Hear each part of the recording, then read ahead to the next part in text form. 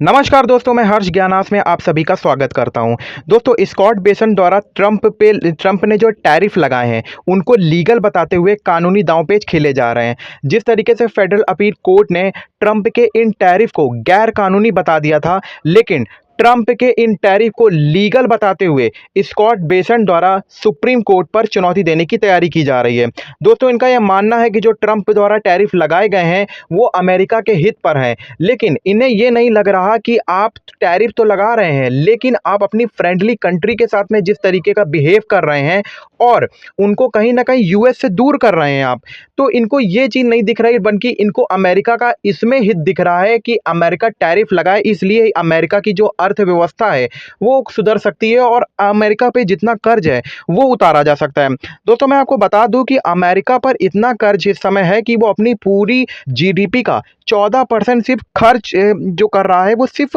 Tariff जो उसके पे कर्जा है उसको उतारने में ही कर रहा है। दोस्तों, मैं आपको बता दूं कि जिस तरीके से यूएस और इंडिया के बीच में जो टेंशन चल रही है, टैरिफ टेंशन चल रही है, उसमें अगर अमेरिका जिस तरीके से हम लोगों पर टैरिफ लगा रहा है, अगर भारत ने भी रिटेलिएट कर दिया तो अमेजॉन, मेटा, नेटफ्लिक्स जैसी जो कंपनियां हम लोगों से मुनाफा कमा रही हैं वो कहीं ना कहीं घुटनों में आ जाएंगी दोस्तों। और इसका असर दिख भी रहा है, क्योंकि हाल ही में कोर्ट द्वारा इंडियन कोर्ट द्वारा ये अपील की गई कि जिस तरीके से आप अश्लील कंटेंट बना रहे हैं, जिस तरीके से मैं बता दूं कि नेटफ्लिक्स हो गया, अमेजॉन हो गया, उसमें कहीं ना कहीं कुछ अश्लील कंटेंट दिखाए जा रहे हैं, तो उनको ये कहीं ना कहीं रिक्वेस्ट भी की गई है। ये सभी बातों को विस्तार से जानेंगे उससे पहले अगर आपने हमारे चैनल को सब्सक्राइब नहीं किया तो सब्सक्राइब करके बेल आइकन दबा दीजिए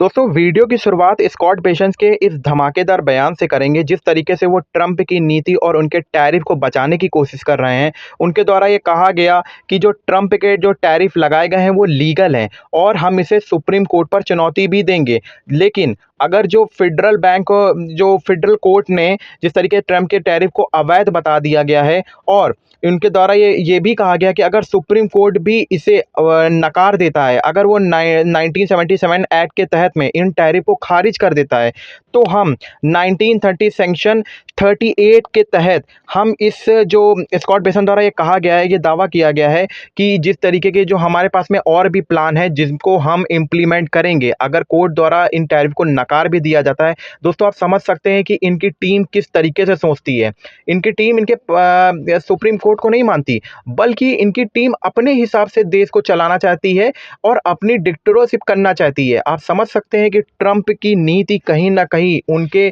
जो अधिकारी हैं और उनके आसपास में जो है वो किस तरीके से देखने को मिल रही है। दोस्तों, इनका स्कॉट बेसन द्वारा ये कहने का है कि ट्रंप ने जो टैरिफ लगाए हैं उससे अमेरिका को फ़ायदा हो रहा है। उन्होंने कहा कि अब तक अमेरिका लगभग 300 अरब डॉलर से ज़्यादा ये जो टैरिफ है उससे कमा चुका है, और इनको लगता है कि ये जो कमाई हो रही है इससे अमेरिका का कर्जा उतारा जा सकता है। लेकिन दोस्तों, ये भूल रहे हैं कि आप इनसे कर्जा तो उतार सकते हैं अमेरिका का, लेकिन अमेरिका के जो रिलायबल पार्टनर हैं जैसे इंडिया हो गया, कनाडा हो गया, यूके हो गया, ऑस्ट्रेलिया हो गया, जापान हो गया, आप इनमें टैरिफ क्यों लगा रहे हैं? आप इनमें अनफेयर टैरिफ लगाकर कहीं न कहीं मुनाफ़ा तो कमा लेंगे, लेकिन आप जो यूएस और दूसरी कंट्रियों के साथ में जो रिलेशन अपने ख़राब कर रहे हैं दोस्तों, ये आप कैसे बिल्डअप कर पाएँगे? जिस तरीके से आप इंडिया के साथ में इस समय कर रहे हैं, यूएस द्वारा लगातार 25 से 26 साल पहले जिस तरीके से यूएस ने इंडिया के साथ में किया था, यूएस लगातार उन पुरानी बातों को भूलकर इंडिया के साथ में अपने रिलेशन और अच्छे कर रहा था। लेकिन ट्रंप द्वारा मात्र 6 महीने में आकर इतना रायता फैलाया गया कि आज इंडिया और यूएस की कहीं न कहीं रिश्ते टूटने के कगार में आ चुके हैं। और कहीं न कहीं जिस तरीके से ट्रंप द्वारा ये कहा गया कि इंडिया पर हम इतने परसेंट तक का टैरिफ लगा देंगे, इन्होंने खुद इंडिया को चाइना के पास में जाने के लिए खुद इन्होंने फोर्स किया है। इंडिया नहीं जाना चाहता था, इंडिया इनफैक्ट एससीओ समिट भी ज्वाइन नहीं करना चाहता था दोस्तों, लेकिन जिस तरीके से इन महाशय ने इस बयानबाजी करके कहीं ना कहीं इंडिया को डिसरिस्पेक्ट करने का प्रयास किया है, इसके through Modi ji SCO summit join किए, और ट्रंप